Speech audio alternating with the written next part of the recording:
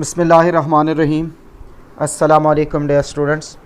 I am professor Siddique Nawaz, Alpine degree college Khanpur.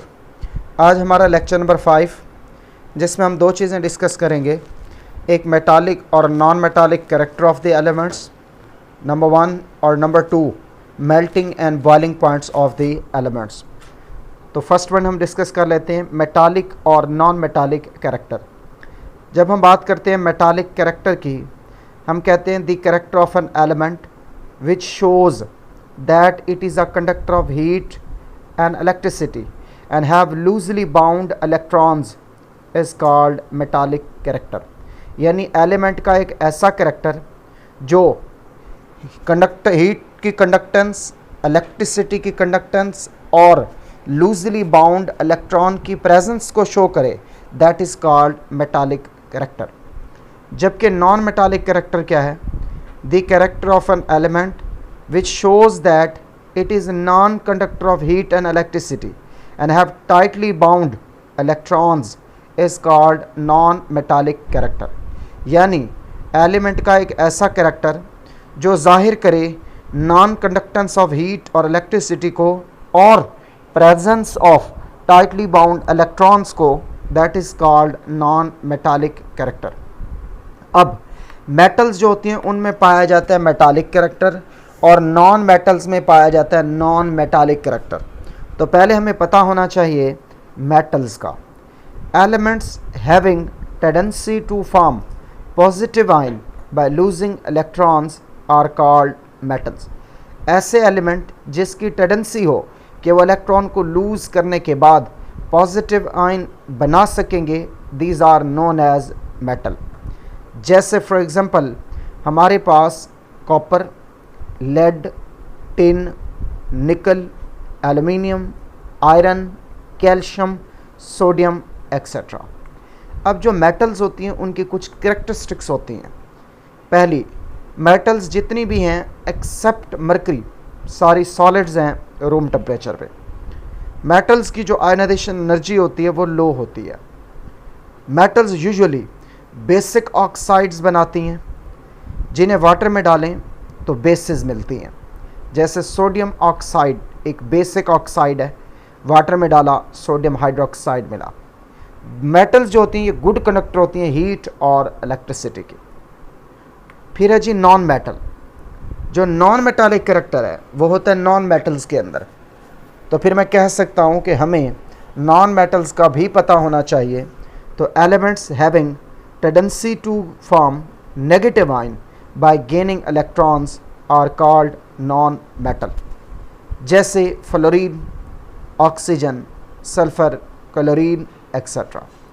अब non metals की कुछ करेक्टरिस्टिक प्रॉपर्टीज़ हैं कि पहली बात कि नॉन मेटल सॉलिड, लिक्विड या गैसियस स्टेट्स में हो सकती हैं एट रूम टेम्परेचर। इनकी इलेक्ट्रॉन एफिनिटी हाई होती है। Non metal usually acidic oxide बनाते हैं, जो एसिड्स देते हैं जब हम उन्हें डिज़ोल्व करते हैं वाटर में। जैसे सल्फ़र ट्राइऑक्साइड जब वाटर में डालते हैं तो सल्फ्यूरिक एसिड बनता है। ये पुअर कंडक्टर होते हैं हीट एंड इलेक्ट्रिसिटी के accept graphite.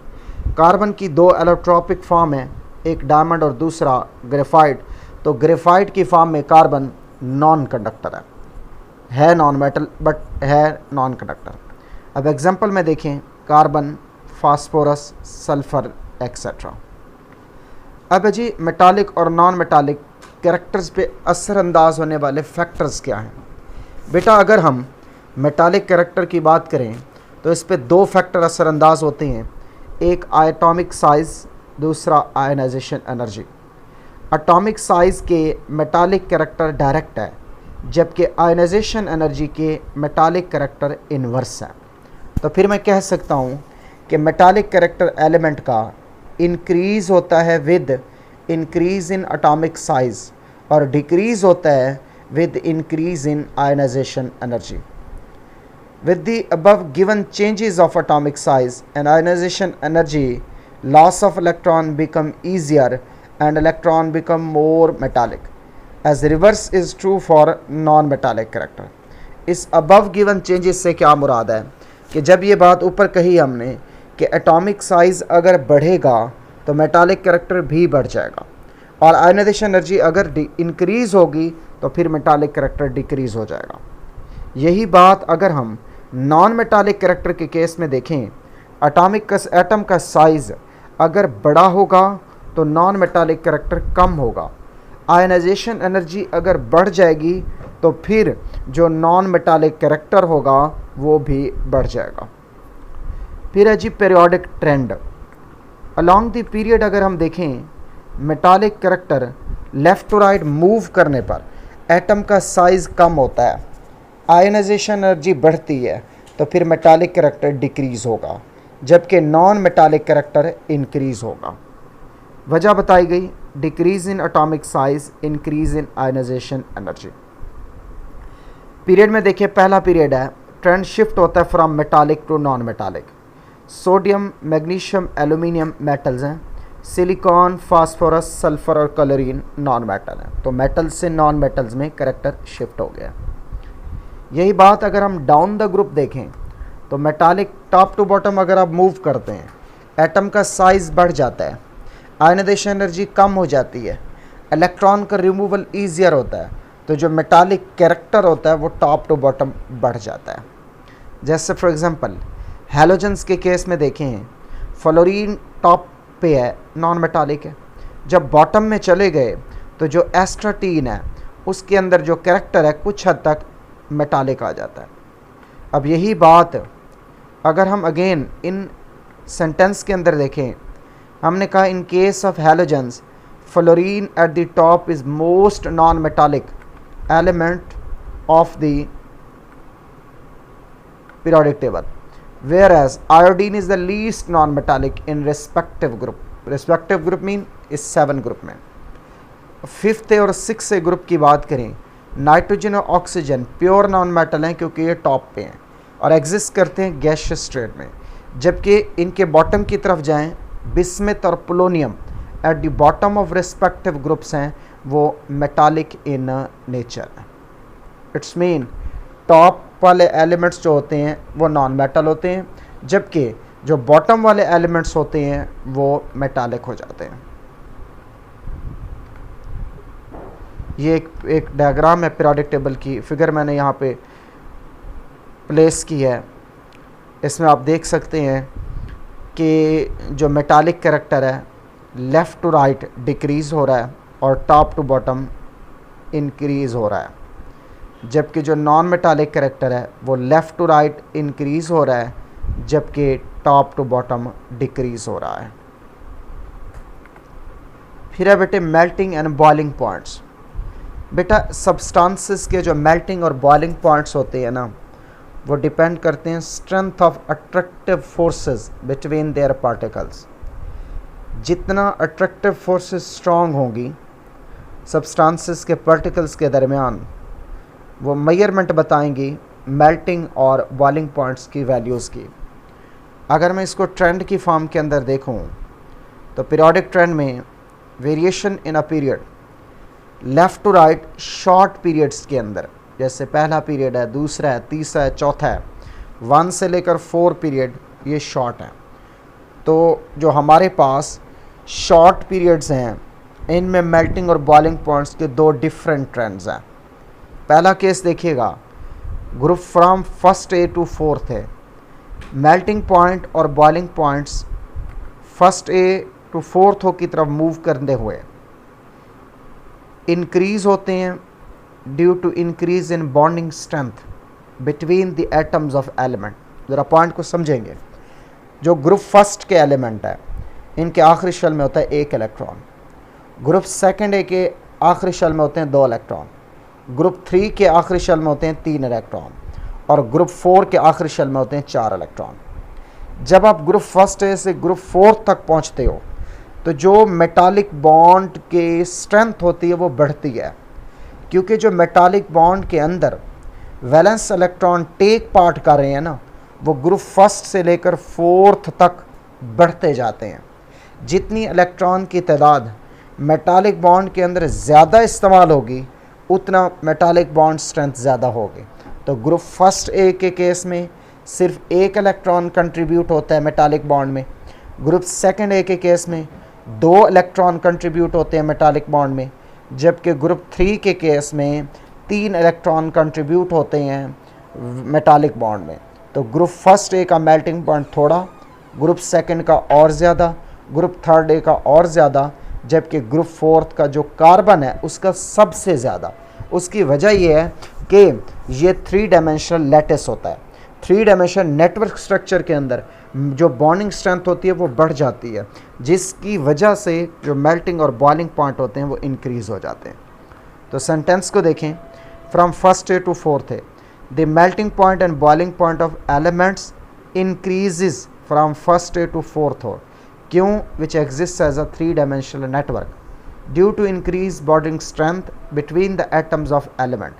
The bonding strength between the atom of element from first A to fourth A depend size of atom, number of valence electron, जिन्हें binding electrons भी कहते हैं। तो binding strength increase होती है with decreasing size of the atom and increasing number of valence electron from first A to fourth A. As a result, उनके melting और boiling point increase होते हैं अप टू फोर्थ है। अब examples हैं कुछ कि मेल्टिंग पॉइंट फर्स्ट ए का थोड़ा है सेकंड ए से, क्योंकि हर एटम ग्रुप फर्स्ट ए का कंट्रीब्यूट करता है 1 इलेक्ट्रॉन इन मेटालिक बॉन्ड, जबकि ग्रुप सेकंड ए का हर एटम कंट्रीब्यूट करता है 2 बाइंडिंग इलेक्ट्रॉन। ग्रुप 4 के केस में, डायमंड के केस के अंदर हर carbon atom 4 binding electron provide करता है और बॉन्डेड होता है फॉर अदर कार्बन एटम जो एक्सटेंड होते हैं थ्रू आउट और नेटवर्क की फॉर्म के अंदर। दैट्स वाई डायमंड का जो मेल्टिंग पॉइंट है वो हाईएस्ट होता है। इन जनरल जितने भी एलिमेंट एग्जिस्ट करेंगे जॉइंट कोवेलेंट स्ट्रक्चर की फॉर्म में, यानी बड़े बिग नेटवर्क स्ट्रक्चर की फॉर्म के अंदर, उनके मेल्टिंग और बॉइलिंग पॉइंट्स ज़्यादा होंगे। अब अगर हम देखें ग्रुप 5 से लेकर 8 तक, बेटा जो ग्रुप 5 से 8 तक के एलिमेंट हैं ये एग्जिस्ट करते हैं स्मॉल मॉलिक्यूल की फॉर्म के अंदर। जितना स्मॉल मॉलिक्यूल होता जाएगा सरफेस एरिया कम हो जाएगा, जो अट्रैक्टिव साइट्स होंगी एक मॉलिक्यूल की दूसरे मॉलिक्यूल के साथ वो सरफेस एरिया के कम होने की वजह से थोड़ा हो जाती है, जिससे अट्रैक्टिव फोर्सेस वीक हो जाती हैं, तो मेल्टिंग और बॉइलिंग पॉइंट्स डिक्रीज़ होते हैं। तो देखें ज़रा, मेल्टिंग बॉइलिंग पॉइंट्स डिक्रीज होते हैं from 5th A to 8th A due to decreasing strength of London forces and size of the molecules. Lighter elements in group में एग्जिस्ट करते हैं स्मॉल कोवेलेंट मॉलिक्यूल्स के तौर पे, ना कि 3 डायमेंशनल नेटवर्क की फॉर्म में। ये जो स्मॉल मॉलिक्यूल हैं इनमें वीक लंदन फोर्सेस होती हैं, स्ट्रेंथ इन फोर्सेस की डिक्रीज होती है फर्दर साइज ऑफ मॉलिक्यूल के डिक्रीज होने से अलोंग द पीरियड, जिसके नतीजे में मेल्टिंग और बॉइलिंग पॉइंट डिक्रीज हो जाते हैं। अब इसकी अगर वेरिएशन ग्रुप में देखें तो ग्रुप फर्स्ट ए और सेकंड ए जो एग्जिस्ट करते हैं 3 डायमेंशनल लैटिस की फॉर्म के अंदर, क्योंकि ये मेटालिक सॉलिड्स हैं। मेल्टिंग और बॉइलिंग पॉइंट सेकंड ए एलिमेंट के डिक्रीज होते हैं डाउन दी ग्रुप, साइज बढ़ता है, binding force large size atom में रिलेटिवली वीकर होती है देन स्मॉल साइज एटम, जिसकी वजह से जो ग्रुप फर्स्ट ए और सेकंड ए के मेल्टिंग और पॉइंट्स हैं वो टॉप टू बॉटम डिक्रीज होते हैं। यही ट्रेंड अगर हम ग्रुप 7 और 8th ए में देखें जो एग्जिस्ट करते हैं स्मॉल मॉलिक्यूलर फॉर्म के अंदर, बेटा मॉलिक्यूल का साइज़ टॉप टू बॉटम बढ़ता है। जब साइज़ बढ़ेगा पोलराइजेबिलिटी बढ़ेगी तो लंदन डिस्पर्शन फोर्सेस इंक्रीज हो जाएंगी, जो रिस्पॉन्सिबल होंगी for the increase in melting and boiling points of the group 7A and 8th A। Sentence देखें, the melting and boiling point of 7A and 8th A group element increases down the group due to increasing size of the molecule. The large size molecule have greater polarizability and exert stronger forces of attraction. अब ये graphical representation है, ये graph आपने बनाने हैं। आप इसके अंदर देख सकते हैं कि जो शॉर्ट पीरियड का ग्राफ है ये सबसे कम जो है मेल्टिंग पॉइंट वो लिथियम का है, फिर बेरिलियम है, फिर बोरोन है, फिर कार्बन है। ये ग्रुप फर्स्ट से लेकर 4th तक, उसके बाद फिर दोबारा डिक्रीज़ होते गए, फिर अप टू पहुँचे अगेन 4 तक सिलिकॉन का। जबकि अगर मेल्टिंग पॉइंट आप सेकेंड ए में देखें, मैग्नीशियम में लूज़ हेक्सागोनल पैकिंग होती है जिसकी वजह से इसका मेल्टिंग पॉइंट कम है। जबकि यही बात अगर आप हैलोजेंस के केस में देखें, ये जो रिजिड डॉट है ये जो है ये इंडिकेट करता है बॉइलिंग पॉइंट को, जबकि ये जो ग्राफ की पीक है ये इंडिकेट करती है मेल्टिंग पॉइंट्स को। आई होप बेटा आपको ये बातें समझ आ गई होंगी।